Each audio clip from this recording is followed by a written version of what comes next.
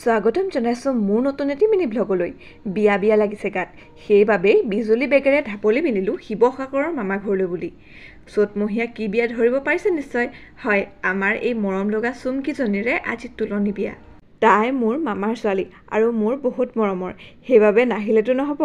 ইফালে আকৌ বিয়াৰ খবৰটো শুনাৰ দিনাখনৰ পৰা মাৰ আহিবলৈ গা হাতখন আঠখন লাগিয়ে আছিল, কাৰণ এনেকুৱা ঘৰুৱা অনুষ্ঠানতহে সকলোবোৰ আত্মীয় লগ হয়। সেইবাবে এই অনুষ্ঠানবোৰ মোৰ বৰ প্ৰিয়।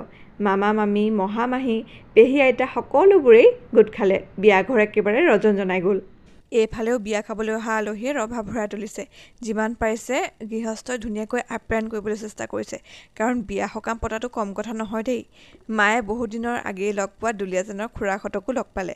আজিকালি আৰু মানুহবোৰক ছ'চিয়েল মিডিয়াতহে দেখা পোৱা যায়, পোনপটীয়াকৈ লগ পোৱাৰ কথাই সুকীয়া।